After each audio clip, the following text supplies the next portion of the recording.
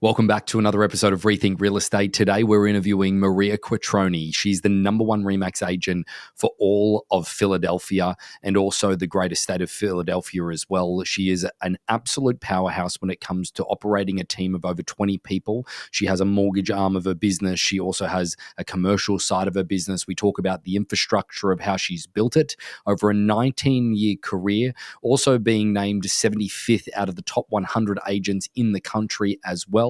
A great deal of volume, but also a great level of creativity that has been added into her business of a way of thinking about how to do deals. When a first home buyer comes to her, creativity around different types of deals that can happen from a financial perspective, creativity from bridge loans for people that ultimately don't want to sell their homes before finding another one. Creativity certainly is a word that comes to mind after my interview with Maria. Certainly a great character as well. And our first agent on Rethink Real Estate from Philly, also with a great deal of character and spunk. So I hope you enjoy. Welcome to Rethink Real Estate. My name is Ben Brady, and this is a real estate podcast aimed to deliver sales strategies, marketing tips, and business insights from industry experts and myself to build a listing-focused business for the future. Let's get into it. Well, Maria, welcome to Rethink Real Estate. Thank you, Ben. I'm happy to see you today. Well, I'm excited because you're our first Philadelphia agent. And I've been told just through multiple people that Philadelphia agents have a bit of spunk about them.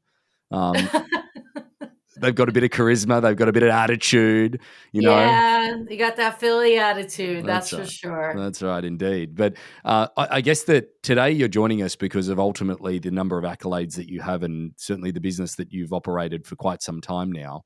The thing that I wanted to dive into, first of all, is, having a team of about 20 people. Can you give us an outline for those that are listening that might be, one agent sitting at their desk or driving in their car to an appointment and going, how do I manage myself, let alone a team of that many people?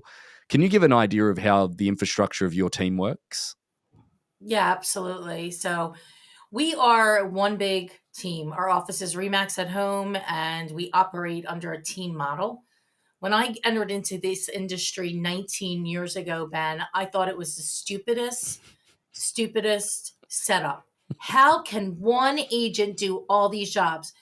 Let's see, make it rain, set the appointment, go on the appointment, make marketing, get the listing signed, take the buyer out, get the mortgage commitment, put the property in the MLS, go to settlement, go to inspection, write offers, do a pre-list file, pay bills. It's impossible. So I thought it was dumb. So within 2 months of being a full-time agent, I left my other career to do this. I had an assistant, and I said to myself, if I don't have an assistant, I'm quitting. I'm not doing this.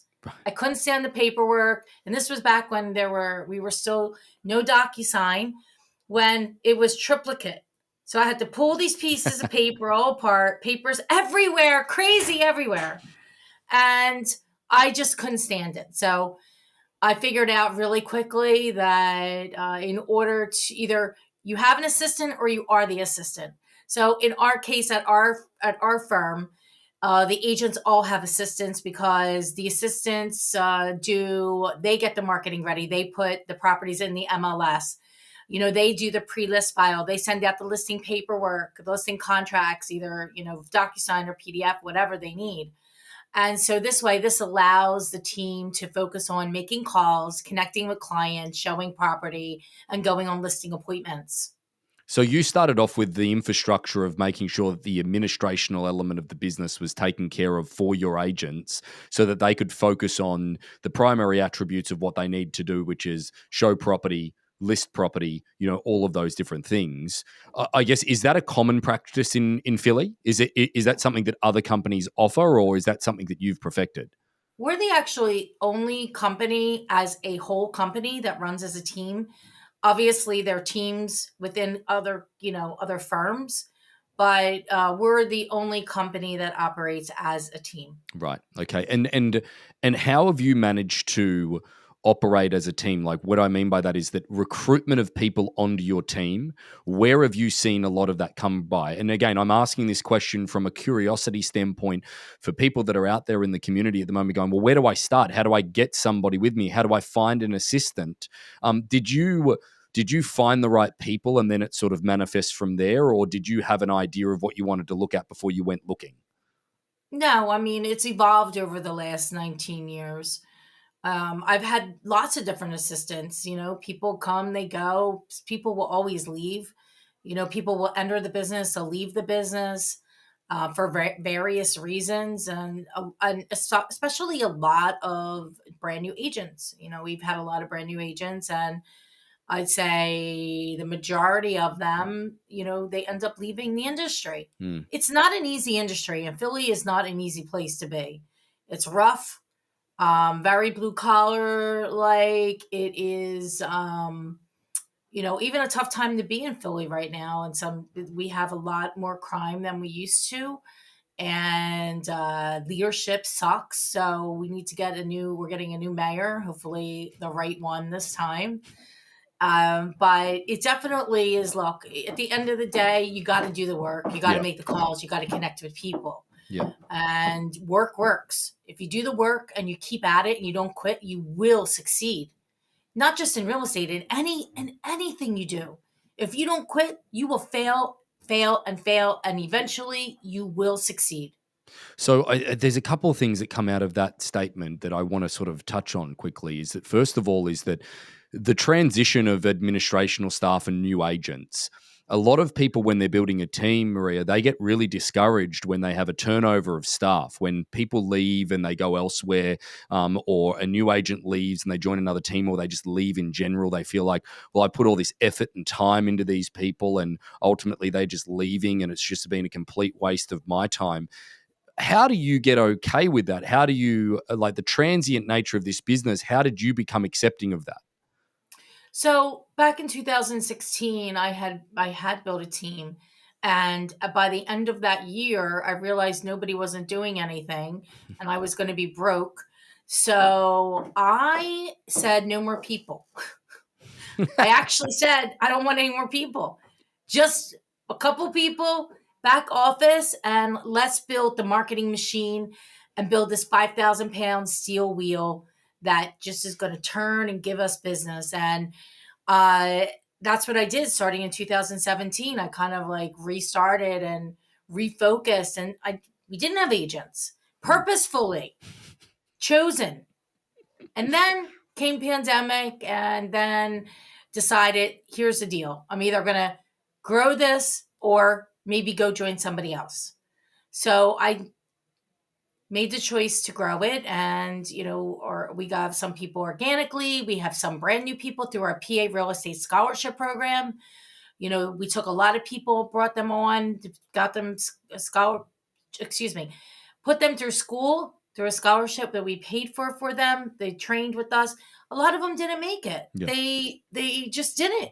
And how did I become okay with it? Because nothing is permanent. Everything is temporary. That's such a great point.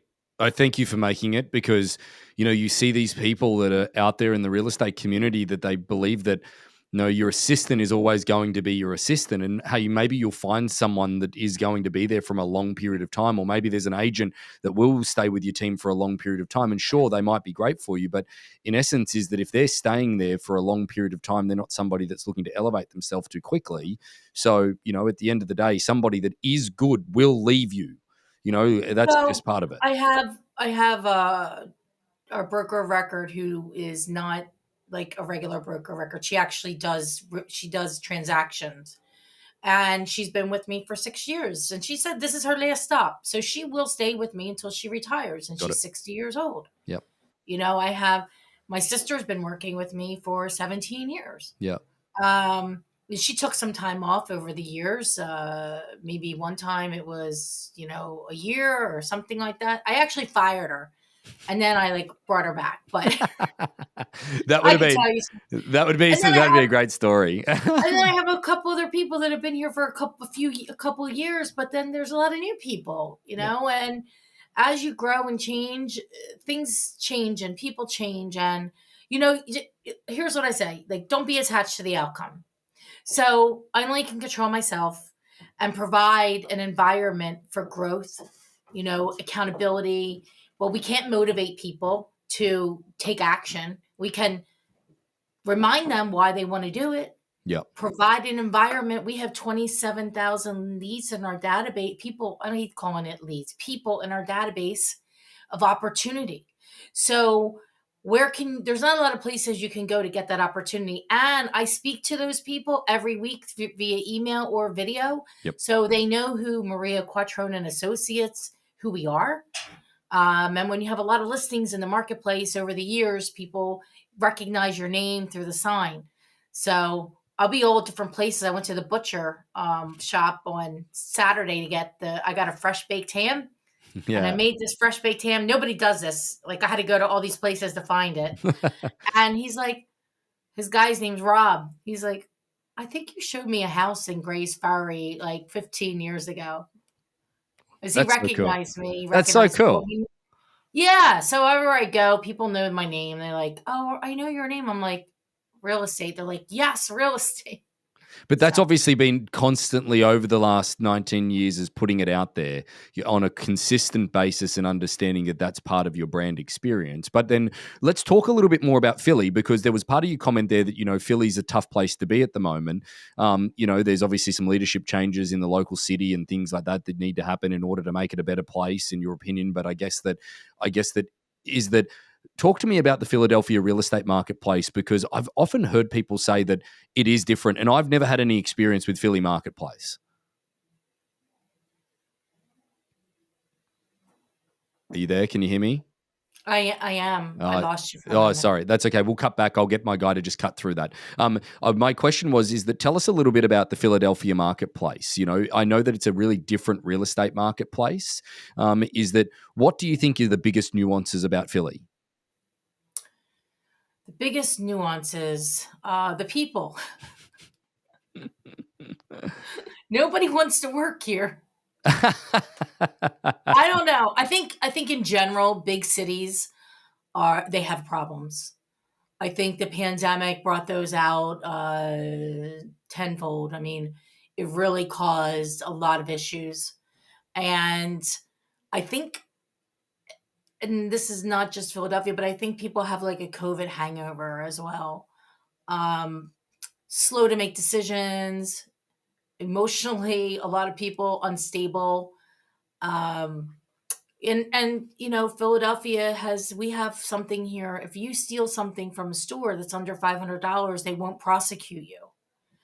And that has to change.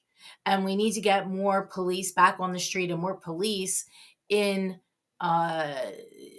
hire more, because a lot of them are leaving the field, right? And we need the people to protect. And also, they need to have the gun violence stop.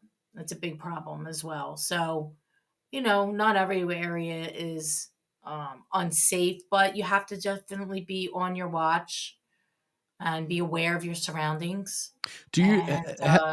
How do you feel? How do you feel, Maria, about how do you feel about the town that you've invested so much of your real estate career in, your brand in, your effort in, taking a turn in that perspective? Like, how does that feel? Like, if I'm sitting here going, I hope that it gets better, but there's no guarantee that it ultimately will. What are your thoughts for the future? I hope that it gets better. And we have a great man running for mayor, Alan Dom, who happens to also own a real estate company and own lots of real estate here in Center City, Philadelphia. And so he would be a great advocate and leader for us. So that's hopeful, right? So you have to have hope and know that things do turn around. I mean, the city back in the 80s was like a very tough place to be, probably 70s and 80s. In the 90s, it started to turn around, and then they started allowing restaurants to have outside cafes. And they brought a 10-year tax abatement into the city, where if you built you would have the benefit of 10 years of not tax free, but tax only on the land and not the construction. So that brought a lot of business into Philadelphia, and they had these things on Wednesday nights, Center City Sips, and all this really cool stuff. Hmm. You just got to get back to doing cool stuff and get this first. The part of it is the change in leadership. Our mayor went on TV and said he can't wait till he's not mayor of Philadelphia anymore. I mean, who says that? Wow. Okay. So he's kind of given up. He gave up, and it was actually on national news. How embarrassing. Wow. Wow. So I guess that who are you seeing at the moment buy real estate in your marketplace? Who are you seeing sell real estate in your marketplace at the moment? How are you navigating what sounds to be really difficult waters? Because I think that, for those that are listening, they're probably sitting back there thinking, you're making their area seem easy, to an extent. So I guess, how are you navigating the buyers? How are you navigating listings? Who's buying? Who's selling? So first-time home buyers are always great to work with for our agents and our company. Those people, they're renting, they need to buy. I don't care what the interest rates are, it doesn't matter. Right now, their interest rate is 100%, as they're giving that money to pay for their landlord's mortgage. So rates right now, we also have a mortgage brokerage. So this morning, Sean in our mortgage company was talking about rates. They're in the high fives. So that's pretty good. And, people, the message needs to be out there that if you want to sell or buy, it can happen. And we can be the people that help you do that as the market experts. So, if you don't want to sell because you don't know about, if you don't want to buy because you don't know if you could sell, or you don't know if you can afford to do both at the same time, there's bridge loans. So we can provide the client with a bridge loan so that they can buy the next house before they sell the house that they're currently in, because the fear is that they can't find a place to buy in some areas, right? And so we're seeing, I'd say, people who are relocating into our area or who are moving out of our area. We always have that. We have clients we work with who also are investors. So they bought the property, we helped them buy it. Now it's rehabbed and we're selling it back on the market. So those are also clients of ours. We also do commercial real estate. So we have clients selling large warehouses, large vacant pieces of land with a warehouse possibly attached. That's either for a value add opportunity or tear down and build new construction. So there's actually 3 of those right now that are under contract, and one is for development and the other is a 1031 exchange, and the other one is going to be a user. So they are going to keep the current warehouse there. So yeah, we're very active within the market. I have couple new clients coming on. One actually, he just came on with us, and he's buying 10 single family rentals a month. His goal is to get 500 over the next 3 to 5 years. Wow. So, we have a big variety of people that we work with in the industry. Do you think that that's important, first of all, to have variety? Do you think that's really important? Because it sounds like you are you've got your fingers in so many different pies in order to make sure there's a diversity to where your business generates business from. I think it depends. Okay. A rinse and repeat model, like if you only sold condos and that's all you did, is a great model because it's rinse and repeat and you can execute quick. However, during pandemic, you couldn't sell a condo, right? Because nobody wanted to get into an elevator or buy a condo. So then your whole business goes out the window, right? So where you have maybe a higher bottom line revenue with just selling one thing, you also can be wiped out very quickly. Now, in our organization, because we do different things, it's a lot. It's a lot of moving parts, a lot of moving pieces. It's more labor intensive. Deals and commercials sometimes can take longer. Now, some of them, they'll close within, we have one that there's no DD and it's going to close in June. But we have another one where there's a year of DD basically, and it's going to close next year. But it's a very large deal. So that's okay. And then we could sell a piece of land for $50,000 and have a closing in 2 weeks. So with the model that we have, we were able to do it because of my time in the business and experience working with investors and developers. But Dara Ellis, who's also our broker, she's been in the business for almost 40 years and was a real estate developer. So we have more of a detailed skill set on this than probably 95% of real estate people. It's funny, we've spoken to a few agents on this podcast, and one of them, was a San Francisco agent, Eddie O'Sullivan, who did that as well. He actually specialized in dealing in tricky deals and different situations to actually get his start within real estate and get people to trust him because he was creative. And it sounds like, Maria, that you've the thing that really struck me in the conversation just before about first home buyers or people that are looking to buy but don't want to sell their own home because they didn't know there was a bridging situation, and it sounds like you're incredibly creative with getting people what they're looking for. And I think that level of creativity, or maybe it might even just be more of an abrupt word of that level of effort, seems to be sucked out a great deal of agents. Like it's too hard. It seems like you are across not only all of the financing options, but also all of the creative financing options as well that you can put in place in order to get somebody to where they want to go. How do you stay with your finger on the pulse so much with all of those solutions?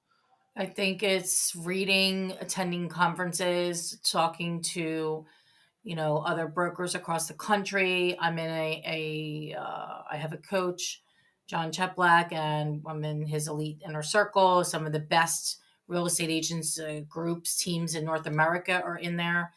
It's really about continuing to be educated, okay, and keep on top of everything. You have to. Um, and I think that, we are actually, I think, pretty creative with solutions. I named my podcast Be the Solution. During pandemic. It started because we couldn't go anywhere. We were shut down in Pennsylvania for 10 weeks because we have a lovely governor at the time who, thought that real estate was not essential. One of only 3 places in North America. And we had to come up with a solution, and the solution was going live on Facebook, and then we turned it into podcast. But the reason why I'm telling you this is that we didn't know what to name it, and I said, well, we help a lot of clients with difficult properties to sell, and we provide solutions. And so that's how we came up with Be the Solution. I'll make sure that I put a link in the comments below to that podcast of the recordings that you've done on that as well, because I think that a lot of great agents all over North America are on there. Some really big teams, some really good people. Wonderful. Really good people. I think there's about 132 or 5 episodes, and I'm just going to get it restarted. Like I was telling you earlier, I had some personal things going on that held me back from doing some of the things I usually do. And those personal things, I felt like I couldn't even barely get out of bed, but we were talking and I said, look, the show must go on, right? You got to get out of bed. You got to keep going.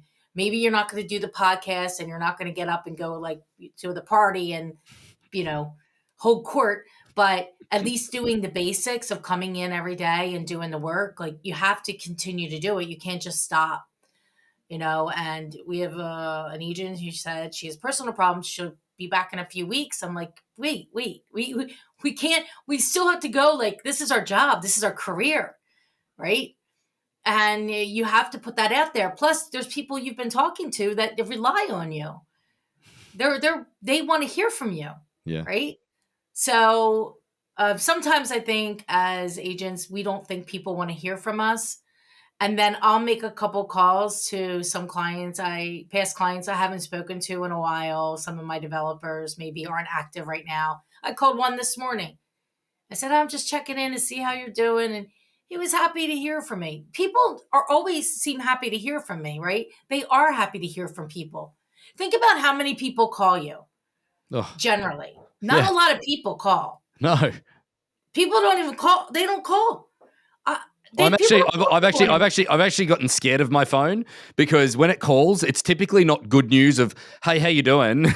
It's always a problem. So when you do get a phone call where it's like, hey, how you doing? You're like, oh my God, I'll talk to you all day. Right. I called a couple friends last night and just said, hey, I was just calling to see how you're doing.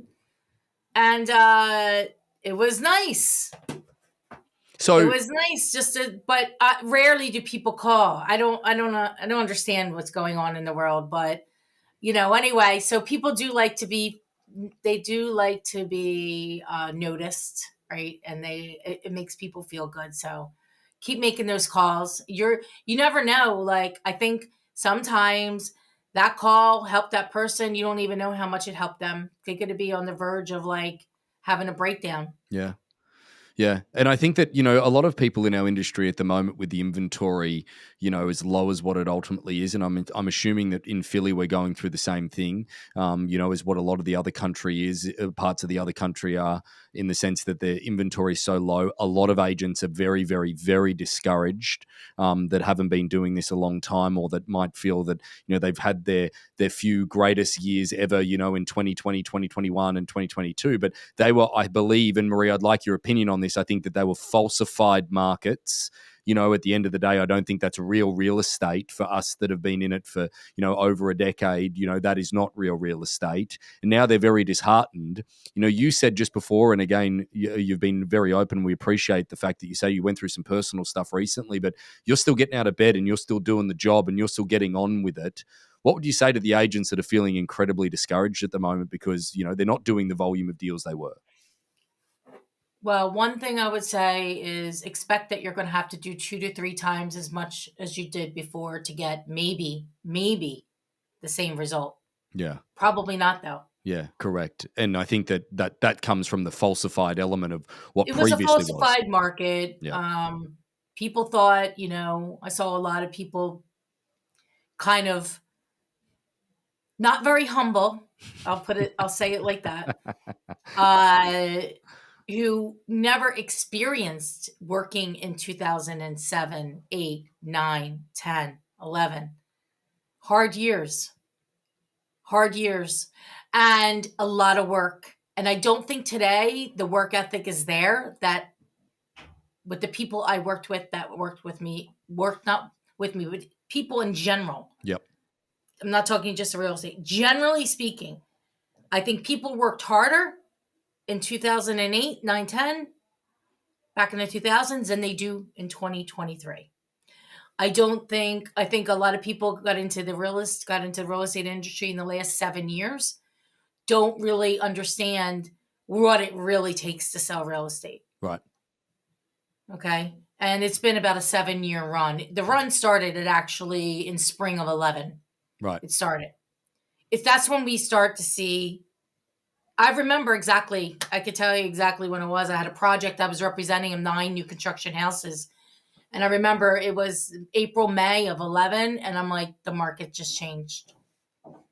And all of a sudden, there's $450,000 houses, which are worth 800 today, Yep. are selling. Every week I'm selling 1 or 2 of them. I sold out the project in less than 2 months. So I knew the market had shifted. And I had another one for $700,000 around the corner. Same thing happened with that right after that. So then that next tiered pricing started to click. But with that, I would say that this is not, this time is very different than then, but it's very similar too. It's going to require more from everybody, more calls, more videos, more conversations, more. You can't do it you can't outspend a bad market. Yeah. So, meaning you can't just throw money into marketing right now. You should pull back. If you're a single agent, going on a team could give you so much more flexibility and so much more resources than you have by yourself. And people say, look, 100% of nothing is still nothing, Yeah. right? So, yeah, the compensation is different, but so are the tools, so is the opportunity, right? I But don't know very many people. Most agents I speak with, some don't have databases. Some only have a few hundred people in there. It's not enough. no, it's not. But I guess that, what does the future look like for you as we sort of, round out our time together? What does the future look like for you, Maria? What are you looking to build? I'm looking to bring more agent partners into our company, grow our mortgage brokerage company as well. Eventually, I want to have an insurance company, and we'll be doing a JV with a title company. That's from a work perspective. From a personal perspective, I hope to be able to go to Italy this year at some point, and we're purchasing a property there, so I'm hoping that that will happen this year. And I also I am going to, not would, I am going to learn Italian fluently, Oh, very cool. and for my next adventure in life. So what drives you? I just want to be better, and I want to help people. And that's what we're here to do. Our job is to help others with kindness and love and be a better human. What's your relationship with money? I think money is good. That's a good answer. That's the best answer I've had so far, I think. Most people try and dance around the factor of that, oh, my relation, I don't really like money, or but clouds this, that. No, No, no, no. I think money is good. I think the more that you have of it is better, and you can help more people with it and impact more lives. Well, Maria, I want to say thank you so much for being so open and honest with us on today's podcast. It's been an absolute pleasure having you on and connecting with you, and hopefully we can build some format of a relationship with the Rethink Real Estate team in the future. But thanks again for all your time today. Thank you, Ben. I enjoyed talking with you today. Have a great one. Thank you. So about 75% of our audience hasn't liked, followed, or subscribed to our podcast. It would mean the world to us, and it would help this podcast more than you know to expand our reach if you were to like, follow, or subscribe on any of the platforms that you're watching or listening on. Thanks again.